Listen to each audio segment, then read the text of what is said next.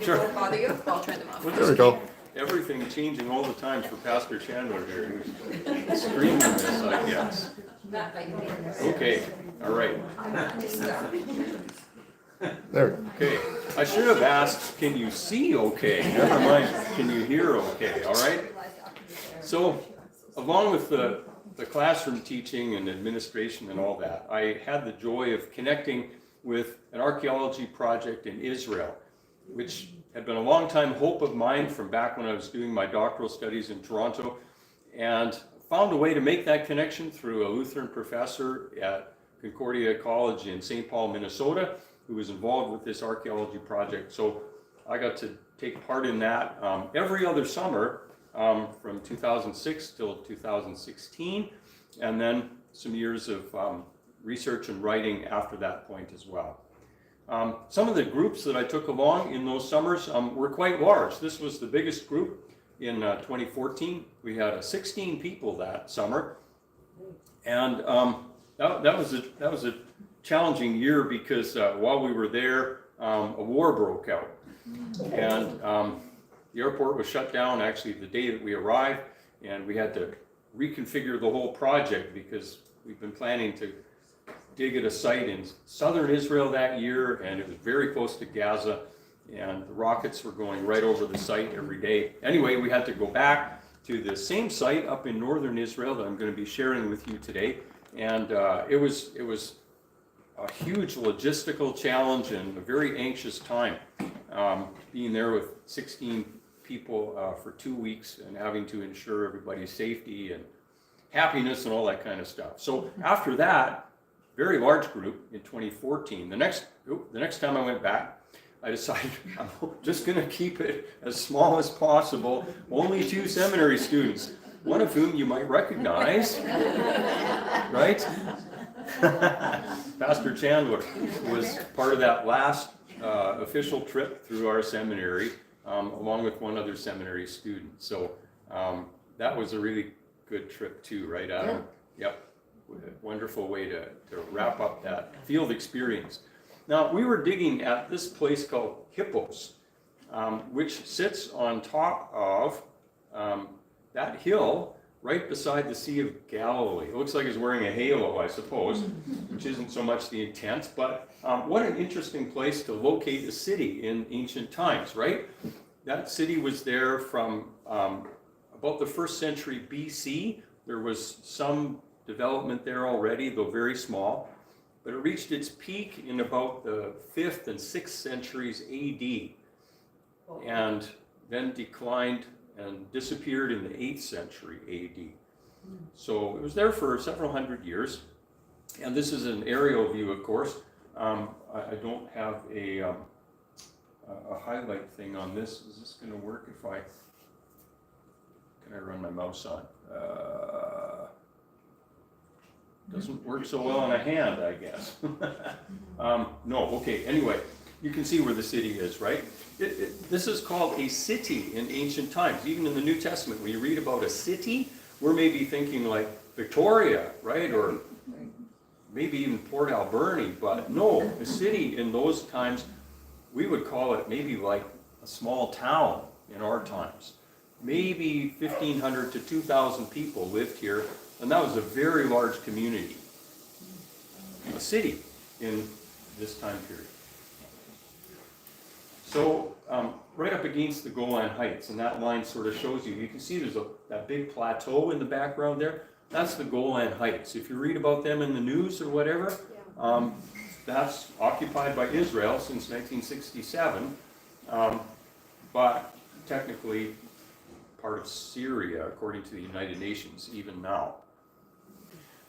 Anyway, our team focused on just one little part of this Greco-Roman city, and it was called the Northeast Insula Project. Insula means city block in Latin, and you can see the street there in red.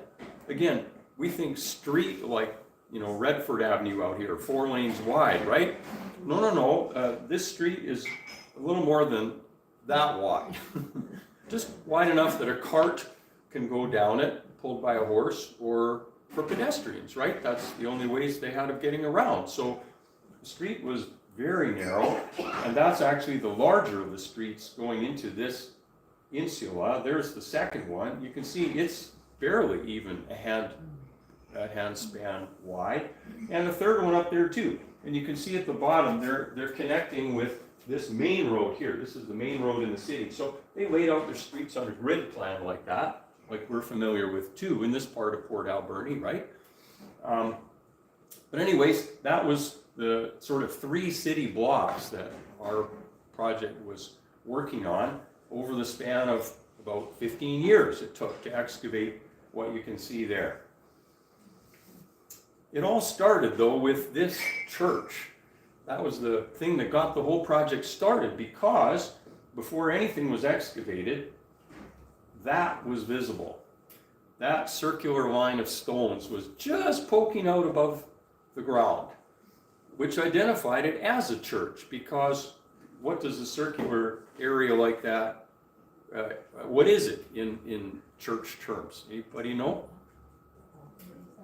Yeah, exactly. That's where the altar was, right? The altar would have been right in here. And so seeing a semicircular structure like that, you know it's a church. And that gave the clue to start digging there, because the church is interesting. Let's see what kind of a church we can find here. And from there, again, I'll go back to the previous slide. There's the church, you see. And we just first did the church and then kind of, well, what's beside it, right? And look at these rooms, and then pushed up here and pushed down here and identified the whole complex. So anyway, centered on the church, and that's what I want to talk with you about today. The church was built in the late 5th or early 6th century, so in the late 400s, early 500s. And we're able to date that by the mosaics on the floor, which were installed by the same contractor who did another church in the next community up the road. And in that one, there's an inscription that says the date on which they were installed. And because the mosaics are so similar, we can assume, yeah, it's the same contractor, right? He did that one, and then he went and knocked on the door down the block, right? You know, do you need your lawn thatched? Okay, picked up some more work in the next place while he's in the neighborhood, right? So that's how we were able to date this church. There was a huge earthquake that came through this area in 551. And the church had to be completely, not completely rebuilt, had to be extensively rebuilt after that earthquake in kind of an interesting way. If you look at those stones there that are outlined, the circular stones, what would they represent? Those circular, yeah, pillars, right? Columns that held up the roof. So on that side, there's how many of them? 5 on that side. Oops, look at that. Isn't that interesting? The builder couldn't count, I guess, huh? Actually, the supposition is, the working assumption is that this is how it was originally built with the 4, but after part of the building collapsed in that earthquake, evidently they put in an extra pillar, and the spacing is kind of funny too, but maybe just trying to, hold up the roof in kind of a makeshift way. Like, nobody would design it that way originally, right? Original would have been what you see on the right. And also some other columns added in other places too, probably just to prop things up after it all fell down. And another doorway to the whole complex.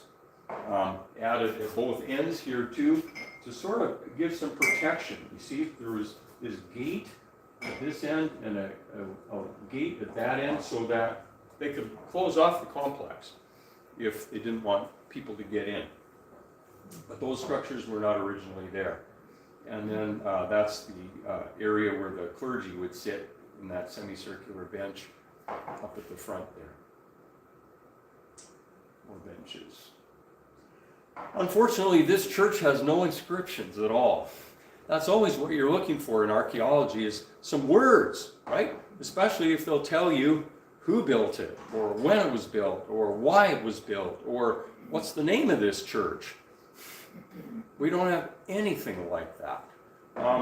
This is one of the volunteers sitting beside an inscription at the next church over in this same city of Hippos.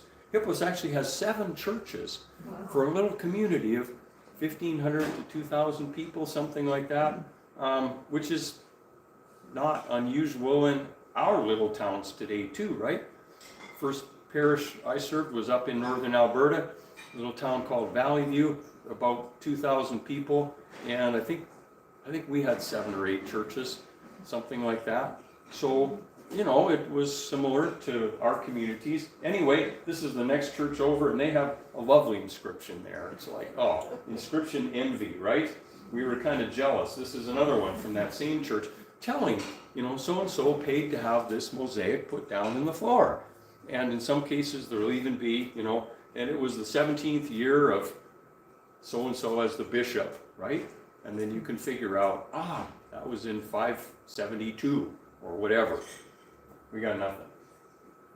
Again, this is another church in Hippos with another lovely inscription in the floor, all in Greek, right? That was the language that was spoken at that time. So within this church, what makes it really, really interesting is not just that it's a church, but that it devoted so many resources to honoring the saints who were there. And that's what I really want to share with you today. That's the connecting point to that verse from Hebrews, right? About those who have gone before us in the faith. Now, normally, the dead people were not buried inside a town or a city. They were considered unclean, dead bodies, that is. And so, as soon as someone died, they would be taken outside and buried there.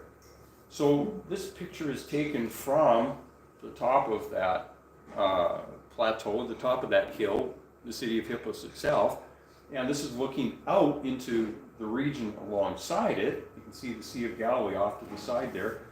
The main burial is called the Southern Necropolis there. The city of the dead is what necropolis means. And so there were many cave tombs in that area and in other areas outside the city as well. Even if you were a leading person in the city and had all the money in the world, you still couldn't buy yourself a grave in the city. But you could buy a grave alongside the road leading into the city. Why would that be a desirable place to be buried? Because everybody would see your grave.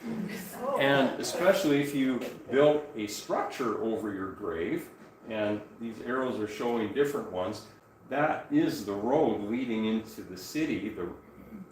This one, that's the road, the paved road leading up to the ancient area. And then every morning, remember Pastor Chandler, we walked along this road and up the hill into the city itself. And that was the ancient approach to the city as well. And right alongside that were all these structures. Because people would, you know, build elevated stone tombs with their name on it, right? If you were a rich person. So everybody would remember you. And wow, look at the spectacular tomb they were able to build. What an honored person they were. But still outside the city. When Christianity came along and built on the foundation of Judaism and Christianity even more started to change this pattern. Just one text here from the Old Testament, from Hosea. I will ransom them from the grave. I will redeem them from death, right? The power of death is broken by the God of Israel. Where, O death, are your plagues? Where, O grave, is your destruction?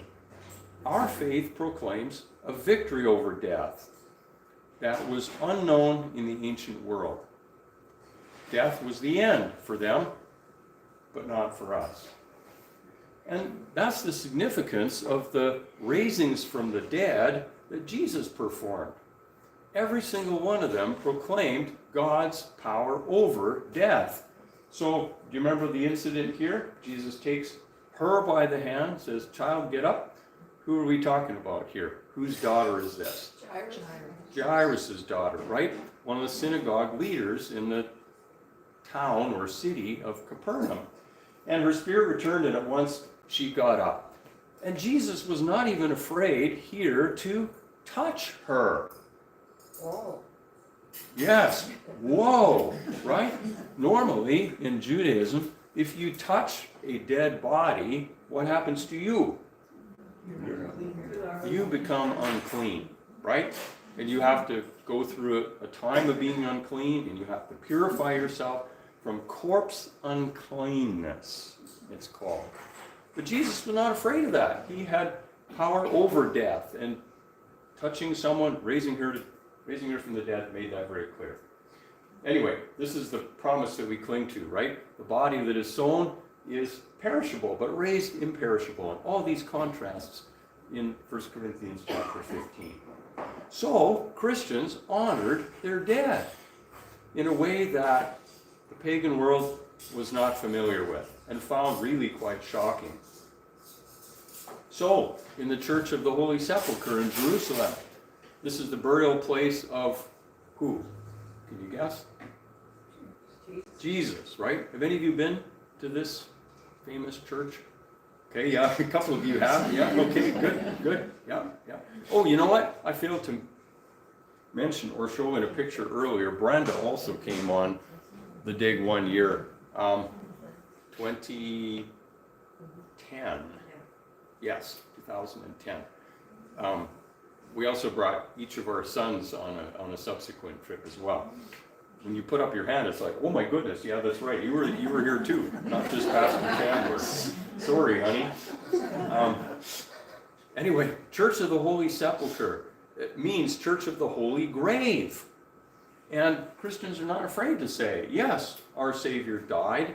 And they built a church on top of the ruins of an ancient Roman temple that had been there beforehand. That's the corner of it, that blue square, if you see it right there.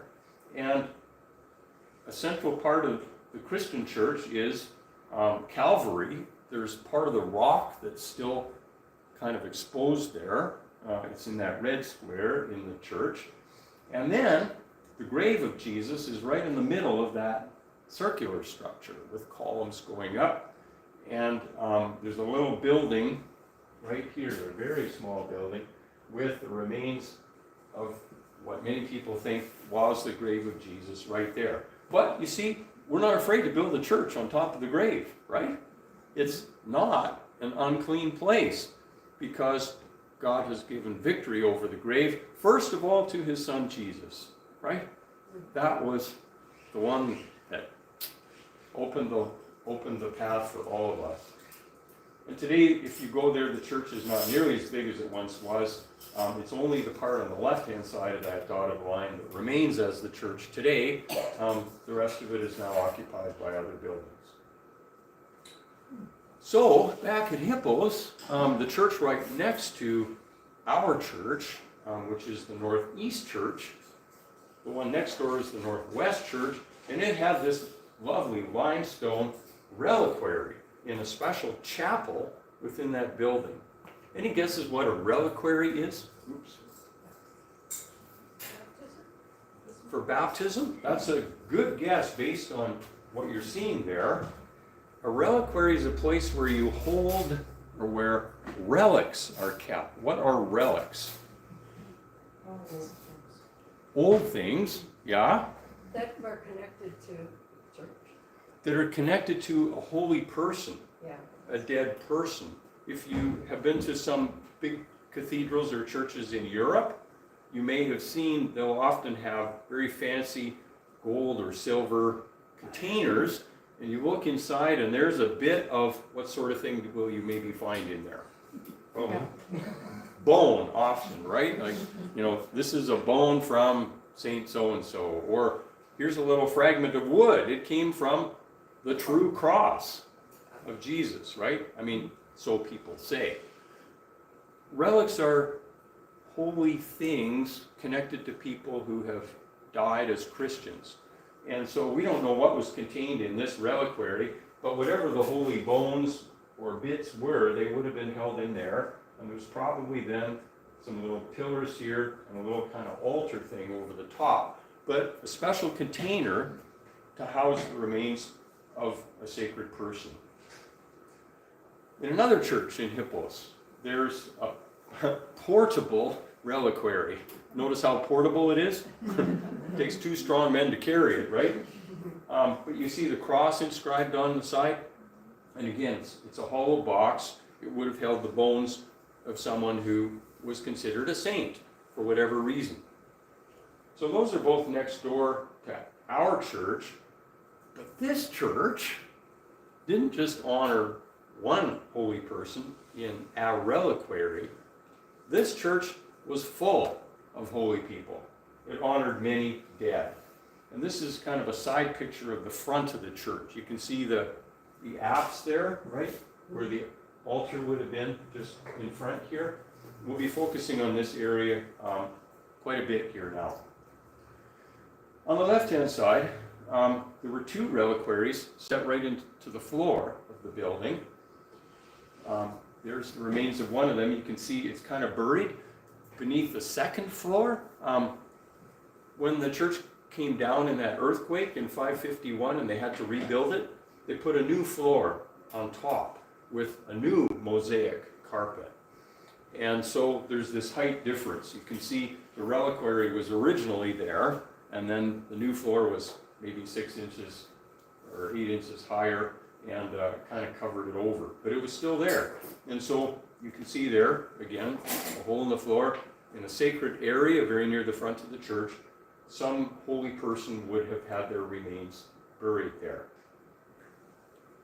Maybe you're wondering, how would a person fit in there? Any guesses as to how to square this circle? How this works?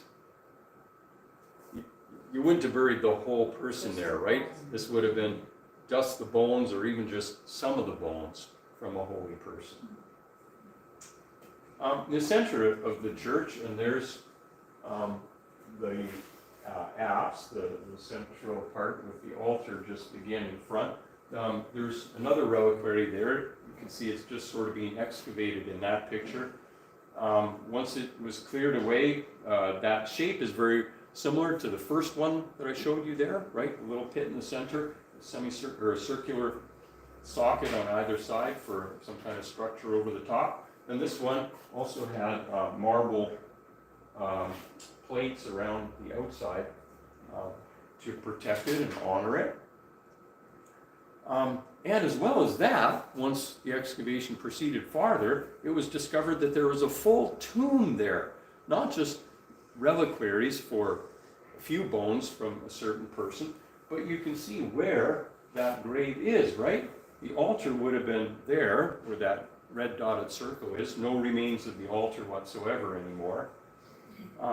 That red dotted line represents the dividing point between the chancel, where the clergy can go, and the main part of the church, the nave, where the lay people can go. If you think about the layout of our typical churches today, and this is a very good one here, actually I think probably most of our churches on the island here have this same kind of feature. What do we have that marks off still today that dividing line between the chancel and the nave? Yeah, often there's a stair or two, and then we've turned it into a communion rail, right? And if you think about how we use that communion rail, right? Normally that's as far as a lay person goes, right? For that matter, even if a pastor wants to go before that or go into that area, what do they normally do before they even enter it? You bow, right? To recognize I'm entering a place that now represents where God is, a more holy place than the rest of the building, right? We have these understandings about sacred space that are also present in this church way back then. For them, it wasn't just a communion rail. For them, it was actually a wall.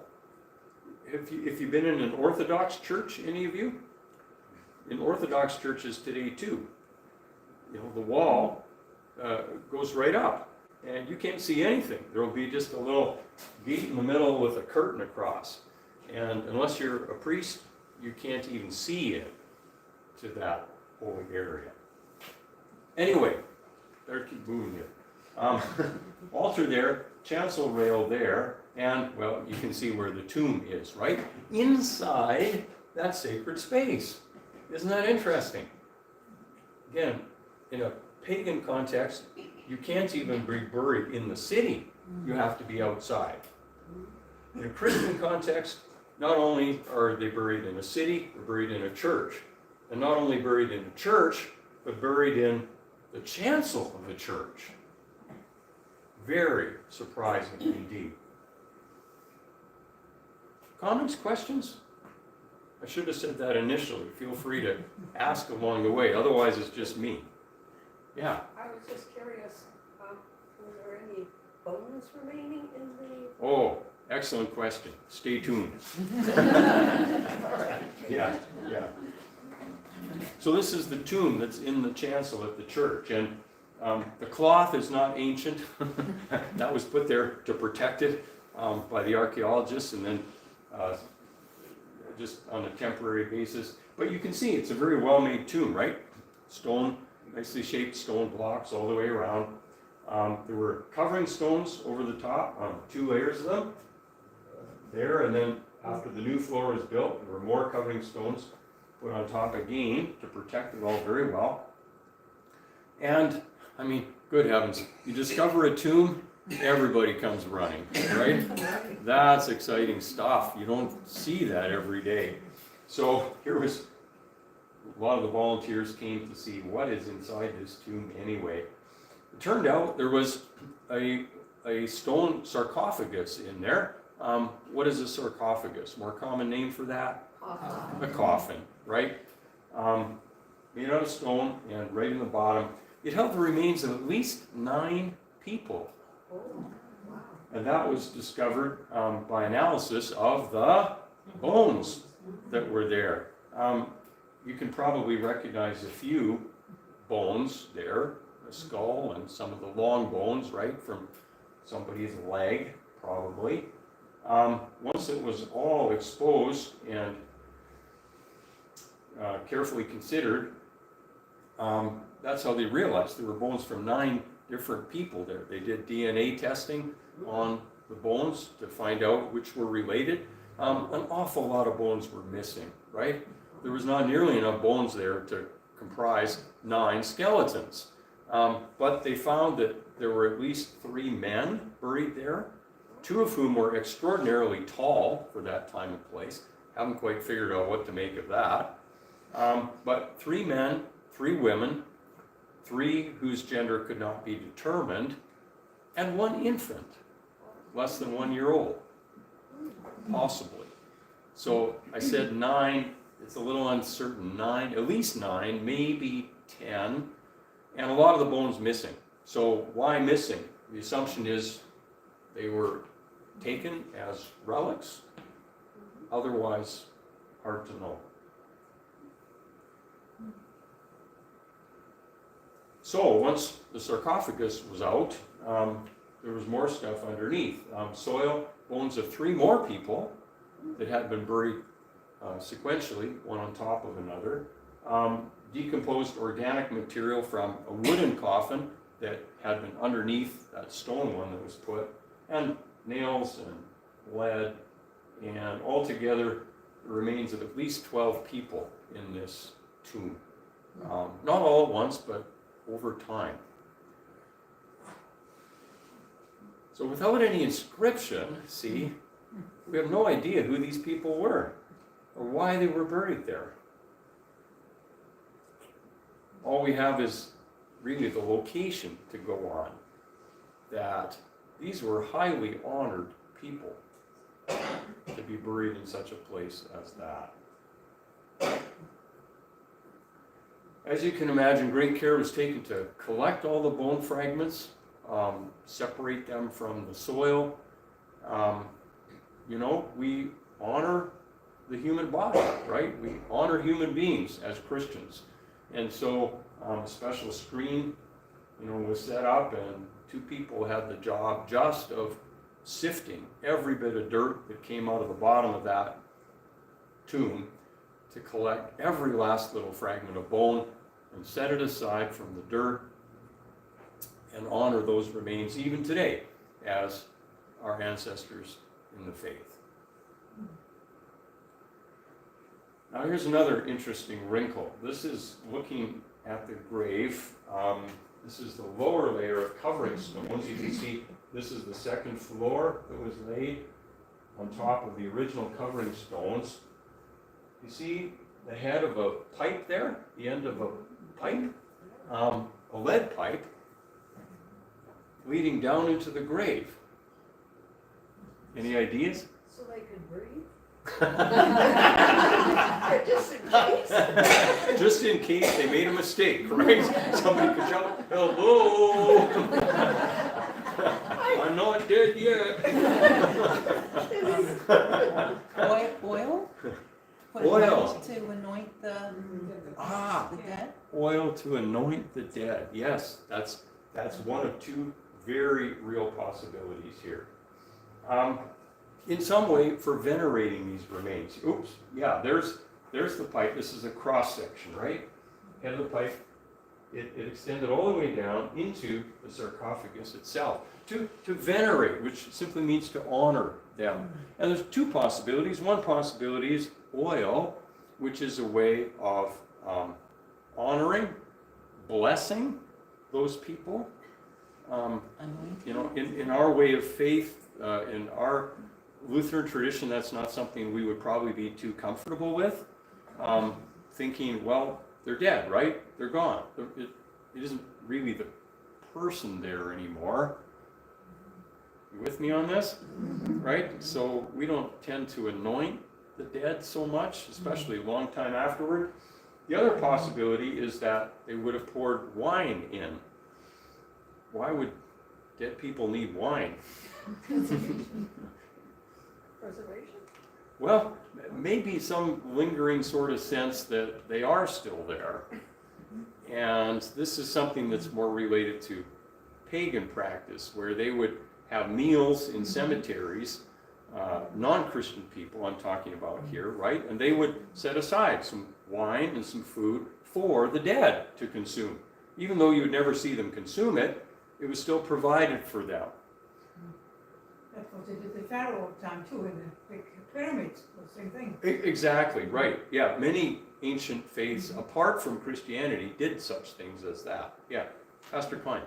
It's interesting to bring this up because it sounds familiar to the cave of Machpelah in Hebron, where every 50 years they go down into the cave, which was the burial ground that Abraham had bought. Yep.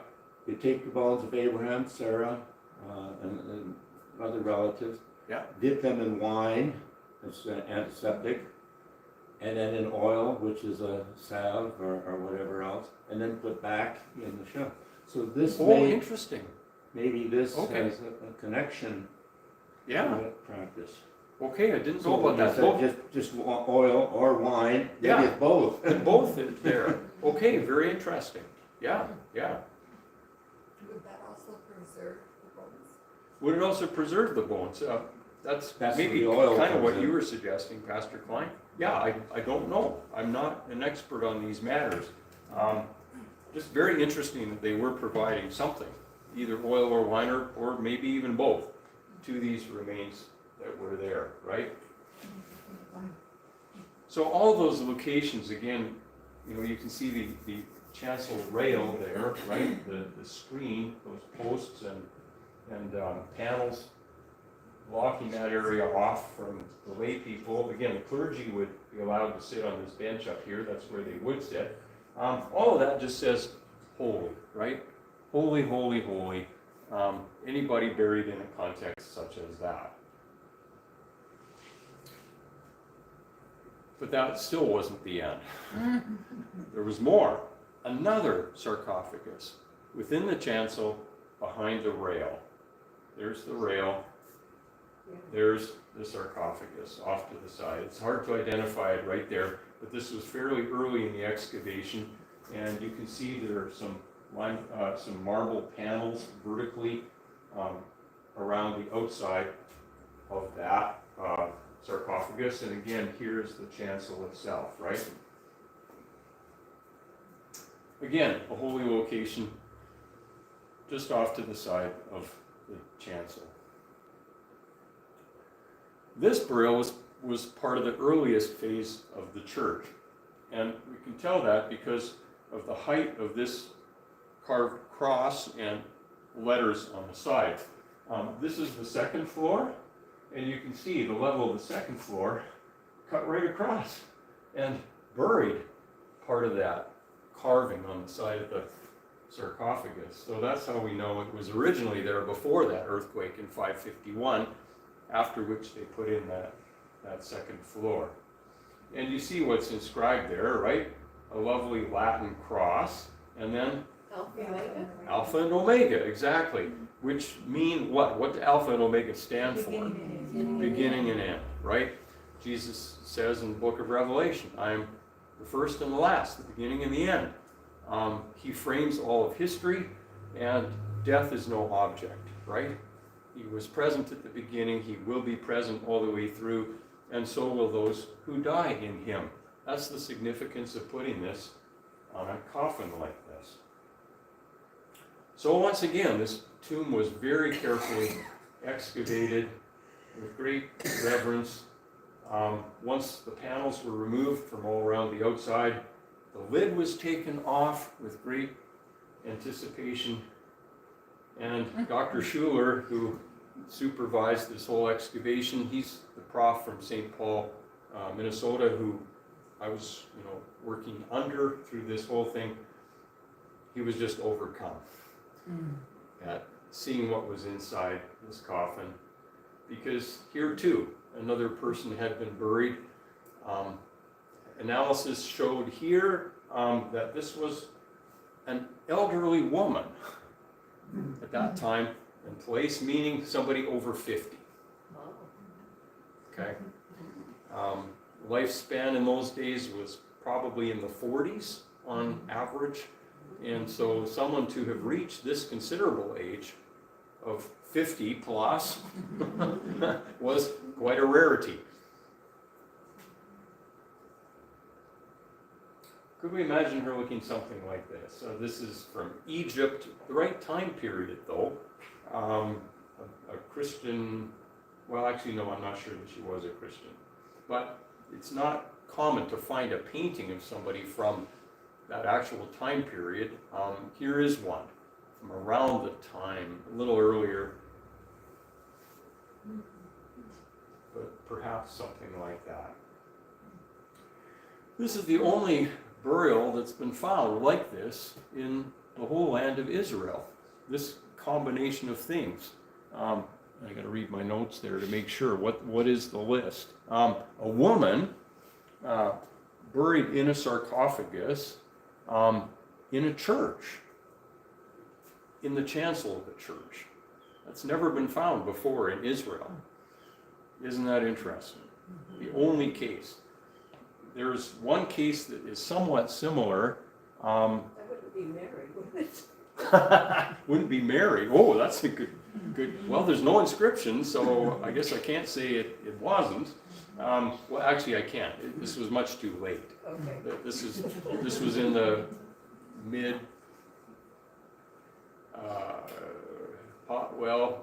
Late 400s, early 500s that this would have happened. So yeah, unless she lived to some extremely great age, but anyway, very rare. One other woman's remains have been found buried in a church, but outside the chancel.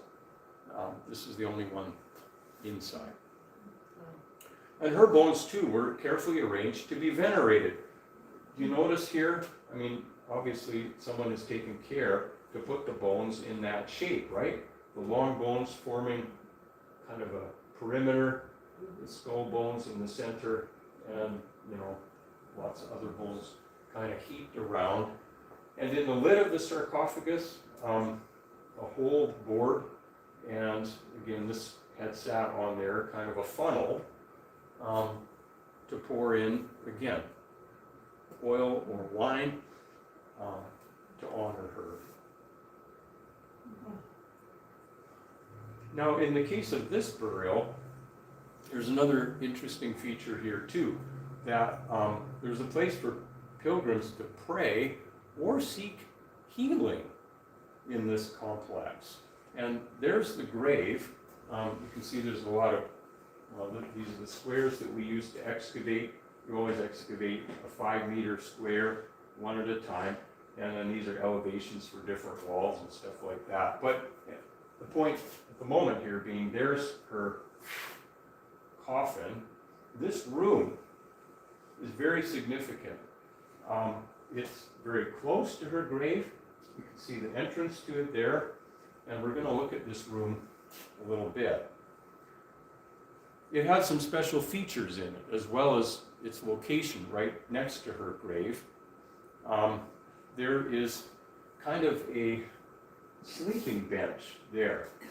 You see these 4 square stones? There's a photograph in a moment where you'll see them again. They supported arches that went up and over this room to give it, a vaulted roof. But between them, there's a sleeping bench right there. And there's also a cistern in the corner. A cistern being what? Water. Yeah, right, water storage under the floor. Both of which are quite unusual features. There's the sleeping bench. And see, these are the pillars that supported the arches that went up over the roof. And there's a little cubby in the wall there, a little closet, where you could put your overnight bag. And here's the cistern in the corner. That was excavated as well. In the bottom there you can see the shape of it, the neck going down, and then kind of a bell-shaped cistern is what they're called. They're very common in Israel to find cisterns like that. And when you think about Hippos being on top of a hill like that, in an arid climate, right? Everybody had to collect all the water they could when the rains came during the winter. And so the city is full of cisterns. And the municipal cistern is probably about as big as this room, from what I recall. Did you ever go down and have a look there? Or? I don't think I did, no.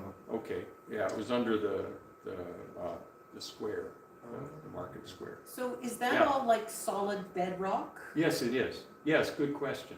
Yeah. Yeah, that's right. That's carved out of the bedrock. And that's what we're looking at there. And then coating a plaster over it to seal the rock so that the water doesn't all drain away. Is it like a well? Like a well? Yeah, kind of, except there's no water supply, from groundwater, as a well would normally have, right? It's just a holding vessel under the ground. Yeah, plastered. So when you say bedrock, it's not limestone? Actually it is here, yeah. This whole area has 2 kinds of native rock, or just the rock in this area. A lot of it is limestone, very crumbly, not really good limestone, quite easy to dig in, but quite porous too. But on the Golan Heights, which if you remember we're just kind of all behind, a lot of the rock on the Golan Heights is basalt. And basalt is a very hard volcanic stone, black. So you have this contrast in color, the white limestone, black basalt. The limestone is very crumbly and you can't really use it to build with, this limestone. Some limestone is very good, but not this stuff. But the basalt is really hard and really heavy, right? You excavators remember when you'd find a basalt stone, you'd call for help because they're so heavy. Why was I getting at all that? Oh, so the headstone here, the entrance to the cistern, it was basalt. And I mean, it's still in tremendous shape because it's such hard and heavy rock. A lot of the limestone around the edge is very crumbly. Actually, here you can see, can you tell the difference? Here's some basalt building stones and then limestone ones right beside them. You can see the color difference. I don't remember why we started talking about that, but anyway, that's the cistern. Inside the cistern was found a piece of gold jewelry. How about that? Wow. Quite a nice pin, eh? It was used as a garment clasp. They didn't have buttons, or zippers or Velcro, you know. They held things together with clips like that. And that was a very nice example of one. Behind that cistern head, right in the corner of the room, there were 3 more pieces of gold jewelry. Wow. Really unusual, once again. That's how they were found. And one of them was an amulet, something you would wear on a chain around your neck, with a really curious inscription that said, Pepte. How's your Greek? Not so much. Pepto-Bismol? What do you use Pepto-Bismol for? Yeah, digestion, right? Pepte is a Greek word for digestion. And this was, oh yeah, I was going to talk about that here on this one. On the one side of the amulet, it has hematite, which is a hard, kind of an iron mineral, which is good for carving, very fine stuff. This is what it is. There's a crocodile and an ibex standing on it, 2 scorpions, a couple of snakes, some flying birds, and a winged scarab, kind of a mythical thing, all of which are connected with Egypt. Those are Egyptian symbols.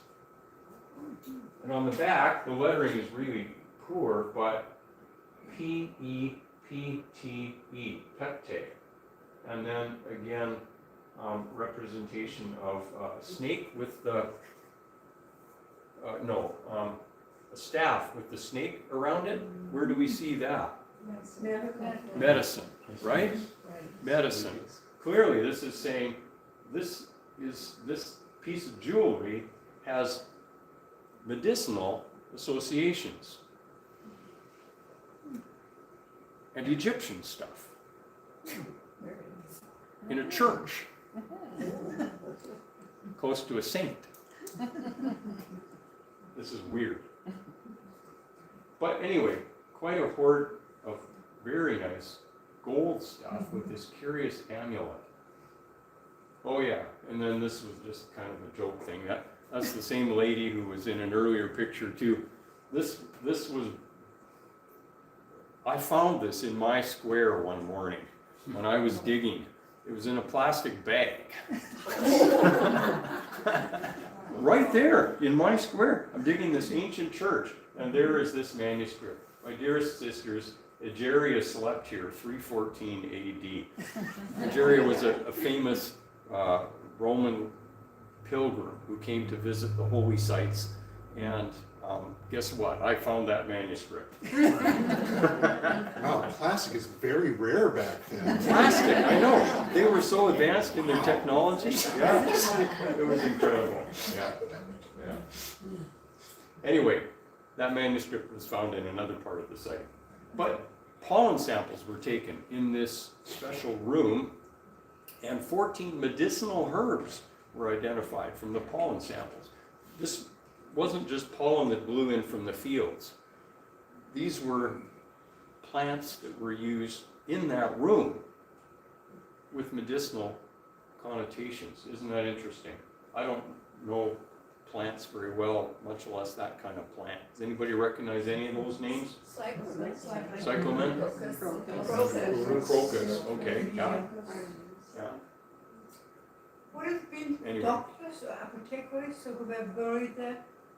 Well, hard to know. Yeah, these pollens are found in the room next to the burial. So the assumption is, the working assumption. Well, I'll get to the assumption in a minute. No, I'll tell you now. The assumption is, or the theory is, that people came to this room to sleep there, probably had to pay to sleep there, and maybe, I'm trying to think what slides lie ahead. I think I got one, but anyway, if we get to it again in a minute, that's fine. And possibly also take water from that cistern, which is very unusual to find a cistern that close to a chancel area in a church. Normally cisterns are farther outside. They'd be like in the parish hall, but not so close to that area. So why is that cistern there? And what was it used for in this special room? Theory is people came there to get healing from this woman, from her sacred power One of the as first healing a clinics. saint. Pardon? One of the first healing clinics. Healing clinics. Yeah, absolutely, right? Again, we think of how, well, I guess in our Lutheran context, this was something that Luther and his followers objected to in Catholicism, right? Thinking that the saints had power to do all kinds of things for you, right? Pray to a saint when you need something. Well, again, as Lutherans, we're not so comfortable with that approach, but that seems to be the theology that was operating here. At least that's the theory. Doesn't seem to be a Lutheran church, in other words. Yeah. Nearby rooms, and if you remember on that early slide, we didn't just excavate the church, we pushed out in all directions from it. A lot of the rooms all the way around are connected, and it seems like there was kind of a hostel on one side at least, maybe on more than one side, places for pilgrims to come and stay. And as the city declined, which it did over time, as a result of earthquakes, as a result of drought, as a result of Persians coming through, marauding, killing some people, taking over territory and then withdrawing and then coming back a few years later and doing it again, sort of like the Russians in Ukraine, Right.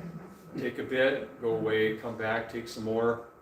It just destabilizes the whole country, right? That's what Israel went through.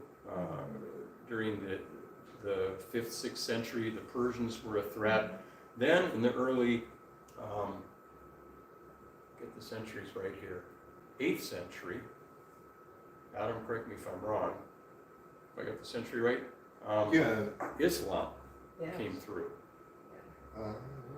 600? 600s? 600s. 600s. Early 7th century, yeah. Early 7th century, Islam came through. And anyway, what we see in this church and elsewhere in the town too, but especially in the church, a lot of the doorways get blocked. You see that? There's clearly the doorway stones, right? Threshold. And it's been purposely blocked. That isn't just dirt randomly coming in over time. They closed off the doorway. And we see that, again, here's the plan of the church. The main entrance blocked off. Side entrance blocked off. Back entrance, this is sort of into what we would call a sacristy, right? Blocked off. There had at one point been a door here from the chancel into this grave, blocked off. The only way to get in, if you look at all those blocked off doors, there's no way in anymore, except there. The aisle leading up and into that room, right next to her grave. And you can't get to the grave, there actually is an opening there, but for most people, it would be entrance to that room. That seems to have been the last function that was still in use in this church, was people coming to that room. Again, there you can see the whole complex. And everything else is blocked. But you could still go and visit her, or at least, come into proximity, with her. So the theory about the whole complex, and some of this is, stuff I haven't talked about today, but originally a Roman house that stood there, it went down in an earthquake in 363. The church was built there, again, late 5th, early 6th century, probably to hold the remains of that woman. That may have been the reason why the whole church was built. It would be so nice to have an inscription that would say that, right? This was, St.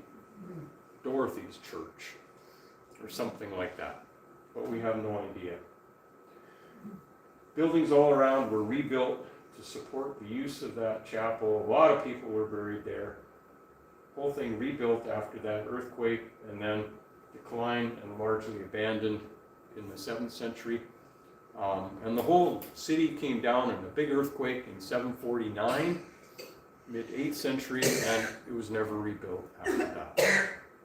So, a lot of questions. Oh yeah, that's about the earthquake. And otherwise, all we have is the evidence from those remains, which there's no user guide or there's no guidebook to tell us how to interpret all of that. But anyway, I had wonderful joy over many years taking part in that, learned so much. I didn't know that this was how, Christian faith worked in that part of the world at that time. Tremendous learning experience. And anyway, glad to share that with you. Questions? Discussion? Yeah. Okay, let's start back here. Where do all Laura. the artifacts? Pardon me? Where do all the artifacts? Who claims them? Oh, good question.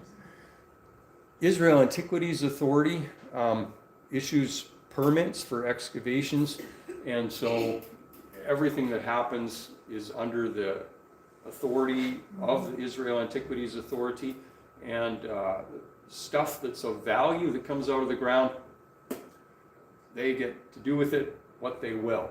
A couple of things from Hippos have found their way into the Israel Museum in Jerusalem, which is kind of a big deal. Okay, it wasn't part of this talk, and I don't have any slides about it, but I was actually privileged to find something that is now in the Israel Museum.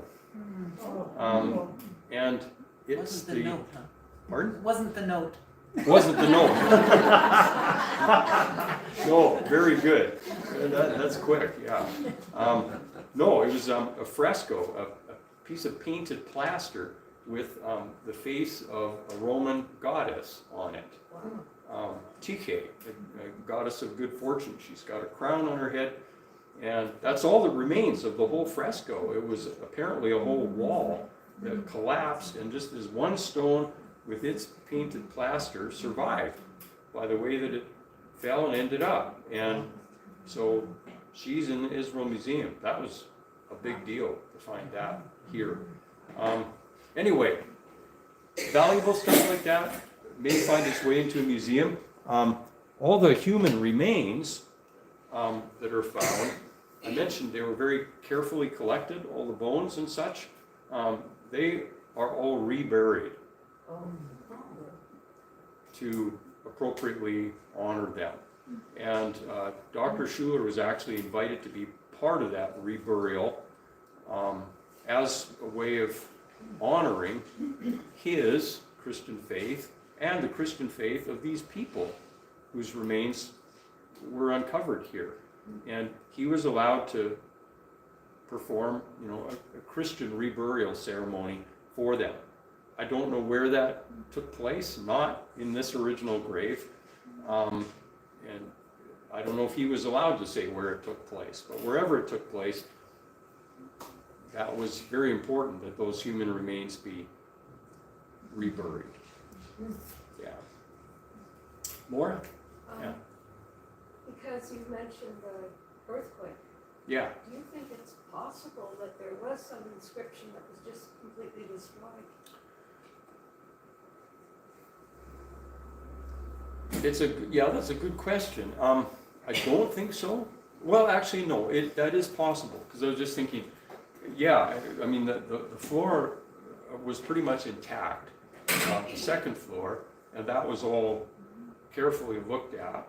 In some places, the original floor was also exposed. That is, we removed the second floor after studying it, went down and examined the mosaic on the first floor level, and no inscriptions were found there, but it was not all intact. Some of it had been destroyed, so that is quite possible. And in some of the rooms outside the church itself, sort of, if the church was here, in some of those other rooms outside, there was evidence of there having been a mosaic on a second story that collapsed in an earthquake, and all we found there were like handfuls of the tessera, the little mosaic cubes, but loose, lots and lots of them. So, you know, whether they had formed an inscription at some point, yeah, maybe so. Very interesting. Yeah. So in that picture that you showed of the site, and Yeah. you said when you started, Yeah. there were just the stones Yeah. visible of, so in those trips that you made, all Yeah. of the soil and was taken out? Oh, yes. Like that was all totally covered with Yeah. soil and Yeah, rock and, yeah. Yes. yeah. Yes. Comment from either of you excavators? I just said, you gotta love dirt and rocks if you wanna go. Oh, yeah. Yeah. I remember in my presentation, if you had made presentations for the course, like Yeah. I had a picture of how much we dug and then how big the dirt pile grew. Yeah. At the end of the week, it got pretty big. Yeah, Yeah. that's right, yeah. Yeah, in some places, to get down to floor level, because that's always what you're looking for. In some places, it was, you know, the height of this ceiling from, you know, digging down 8 feet like that or so. And carefully, you know, you don't come in with a backhoe. I mean, that would be pretty quick, right? But you would lose everything along the way, so it's very careful, painstaking work. So all of those little corridors and all of those little rooms, that was just all, Yeah. Oh, yeah, yeah. At some point, in the final excavation report, Dr. Schuler calculated how many cubic meters of soil and rock had been removed. I can't remember the number, but again, this picture only shows the church. I should go back to the initial one. Come on, mouse. There. Yeah, it was very large, a very large amount of dirt. Lois just said it makes moving look really easy. It makes moving look really easy. Yeah, no kidding. Yeah, here's the insula. So I mean, yeah, these are small city blocks, but really we were excavating all of this, every room in that whole thing. There's the church, right? Over the course of 15 years, and usually about 20 to 30 volunteers each year for 4 weeks. So, again, where did all it go? Where did all the dirt go? well, Like, Over the side. yeah. There are some stone piles you can see. Yeah. And you want to comment on that? You started to. No, you could go ahead. Go ahead. Yeah. Well, we did have, when I was there anyways, we did have a nice pile that we were making a little bit north of where that picture ends. Okay. But then, the backhoe came along and just started off the side of the cliff there. This is all on the hill. Okay. Yeah. So that just slid down into what was below? A little bit, yeah. Like I remember being cautioned not to throw some of the rocks over the side because that scared some sheep from some of the farmers around there. I remember that. I don't know. I can't remember seeing them. I was gonna comment on that. Yeah.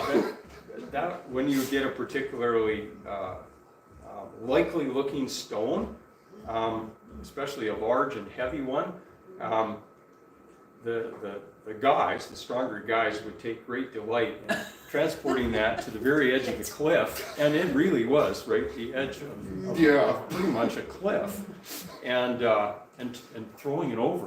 I mean, boys will be boys, right? Yeah. And there's nothing better than watching a big stone go all the way down.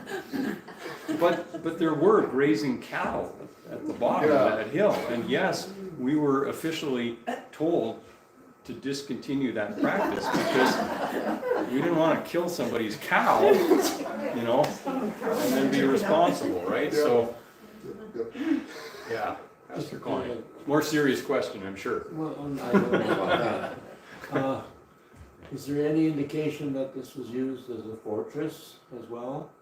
And the reason I yes. ask is because the doors are blocked up, much like the door in Bethlehem at the Church of the Nativity. Yeah, right. Is there any indication that it was used in such a manner as well? Yeah, not the church itself, no. Okay. The whole city was fortified, with walls all the way around and towers at both ends. And there was actually military emplacements along one of the walls for sure, which one of the Israeli archaeologists was very interested in and spent a long time excavating these ruins where the Romans actually had their kind of artillery, that could throw very large stones considerable distances. And some of those stones, cannonballs, sort of like, only rock, were found there, and the emplacements that were used for that. So the city was so impregnable, there's no evidence that it was ever attacked or taken. On top of a hill like that, with a big wall at the top and artillery and stuff, nobody was crazy enough to attack it ever. But the city itself was its own fortress. Yeah. So, looks like the food has arrived. One last call for any questions? You can find me There's quickly. no rush, Pastor Okay. Chambers, because we're gonna have a picture before the food anyway, so. Okay. Excuse me, I wanna get my Yeah. camera and left it on this table. And I take a picture. Oh, yeah. Oh, that would be. Oh, okay. All right. Well, Great. then I'll just hand it to Oh, yeah, you. okay. You want the white one?